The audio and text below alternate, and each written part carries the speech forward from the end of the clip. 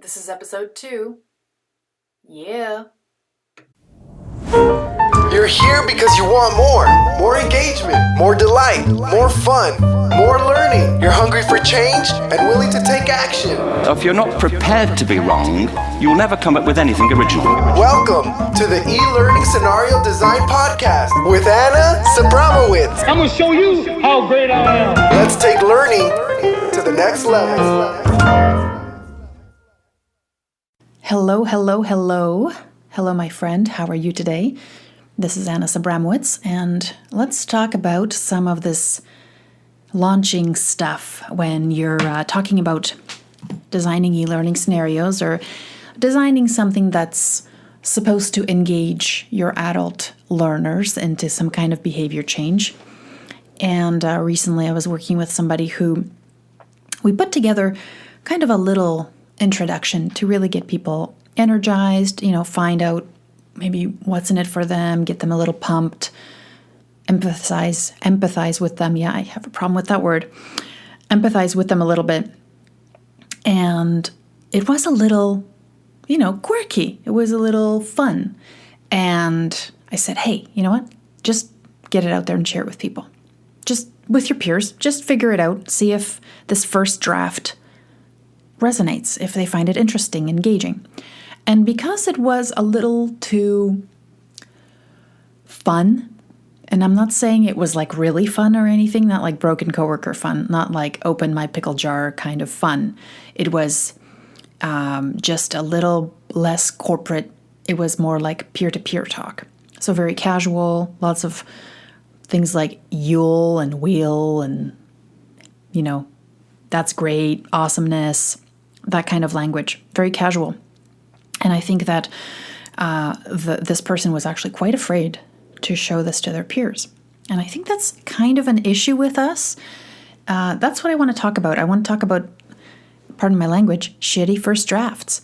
There was this book that I was exposed to years ago now, and it was by an author called Lamott, who is, if you're into writing, one of those people you want to read that will help you get better at your writing. And Lamott in it talked about how you can't expect the first thing you put out to be good. You set yourself up with this idea that this is going to be a shitty first draft, and I am okay with that because nothing is a masterpiece out of the box. So just put it out there and expect that to be the norm. And so I don't think enough of us have this attitude of putting it out there and being okay with it being kind of poo-poo. Because here's what I think happens. And I'm going to talk about perfectionism, which I think maybe some of us suffer from, just guessing. And perfectionism really, and I'm going to say that perfectionism is 4 things, let's say. Perfectionism is procrastination, and I'll get into details later why I think so. Perfectionism is fear, perfectionism is ego, and perfectionism is an investment. So what do I mean by perfectionist procrastination? And I certainly didn't come up with this concept, but really what it is that, if something is due and you're saying, no, I got to make it perfect. I have to make it amazing. It's got to be the right thing before I launch. It basically gives you the license to say, I'm still working on it because it's not good enough for launch. So you get to stall. Because if you launched, you'd immediately get feedback and you'd immediately know hopefully, what is actually needed to be done next. So that's why perfection is procrastination. Perfection is also fear. I don't think this is good enough, and I didn't get enough feedback yet, but I want to make sure that, what's coming out is perfect because I'm afraid people will judge me because I'm supposed to be a know-it-all, or I'm hoping that people think that way. So I will not release this until I feel it has reached a level of perfection that is good enough for my standards, which means not launching soon enough, not getting feedback soon enough. Perfection is ego. And for me, this one is actually quite interesting because I think, there's a, you have to really be like introspective to say, I am not on the front lines. I don't know what's going on. I'm in this awesome learning bubble, and designing any kind of scenario that's super contextual and really meaningful to the people that I'm building this for, it's kind of out of my scope. I can come up with that big strategy. I know which models will work for e-learning, but to really come up with that context, I better not pretend that I can do it all by myself, because that is the ultimate ego. And the ego is there to protect you, but the ego will also hurt you. So as one of my other favorite authors, whose name escapes me now and will come to me later, said, ego is the enemy. And it holds you back from growth because you think you can do it all by yourself without asking for help. And we need to get over that. So the other piece is that perfection is an investment. And the way that this works is that, if you, I have several, several examples of this, which are all equally terrible. But one of them would be, let's say you're working on let's say a fence or something in your backyard. I don't know who does this anymore, but let's say you worked on it and it's really a terrible looking fence, but you've already spent so much money on the wood and this is, and then what happens is you end up looking at like the product halfway and you're like, oh, it's so ugly, but I spent all this time and money, so I'd better just, follow through and finish it because I've made this investment, right? I didn't do my research. I didn't ask after I put up 3 panels saying, oh, is this going to work? No, I've put up 45 panels and now I'm like halfway through.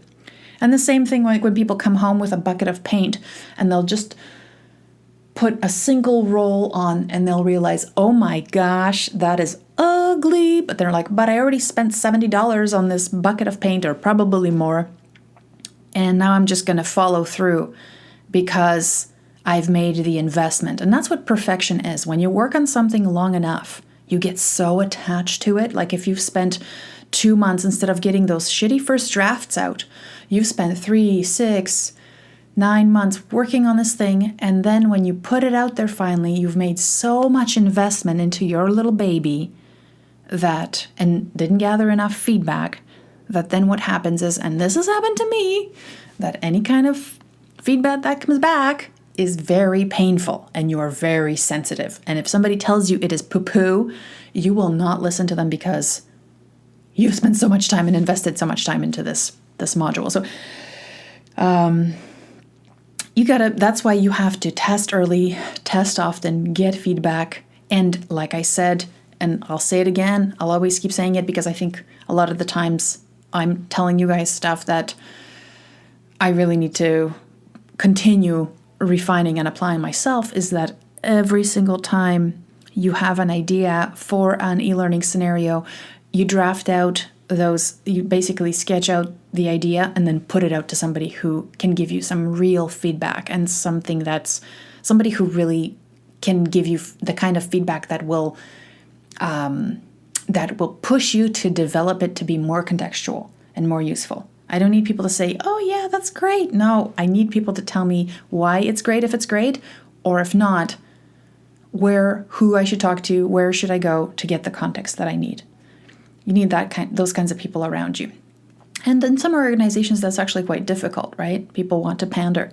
Don't look for panderers. Look for people who are just, comfortable giving you feedback. And also, it takes time to build that kind of trust with other people, right? So you might have to send people 5 or 6 scenarios that are terrible for them to start feeling comfortable to give you feedback. And it's kind of funny because I did, this is another strategy I use, because when I work with subject matter experts, most of them, they're subject matter experts. They work in their specific area. And they don't necessarily, we don't have that kind of relationship of trust yet. So what's difficult sometimes is that I'll draft something and send it their way. I don't know if this happens to you. Let me know if it does.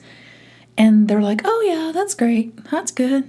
You followed the manual. Good stuff. I'm enjoying this already." And so I realize that this is way too commonplace, and I want like the hardcore, "This sucks, you got to fix this," or just, really constructive feedback. So what I'll do is, if I'm designing a scenario with somebody, then I will actually put in some ridiculous options or consequences. And they'll be like, "Well, I can't just let that go. That's ridiculous. Of course, that's not going to happen." So here's two things that happens. One, they realize that I'm not the subject matter expert, which makes them feel good that they're a part of the project. Two, they feel compelled to give me feedback because it's totally wrong or redonkulous. But then what that does is, once they send me that feedback, I am so gracious, so gracious and so thankful and so wonderful about receiving this feedback, because I want people to know that it's okay and I really appreciate it. And that is exactly why I reached out to them, because I value that input. So it really is about building a relationship with your subject matter expert and the people around you that give you feedback, and for you to get over that fear of sharing things, because to err is human and shitty first drafts are a reality. So I hope that was helpful and maybe pumped you up a little bit, and you're like, "Yeah, I'm just gonna ship it. I'm just gonna put it out there and see what happens, and I'm gonna keep on doing that until I'm no longer scared of walking through spider webs." All right, enjoy, and talk to you next time. Bye. This is the E-Learning Scenario Design Podcast with Anna Sabramowitz.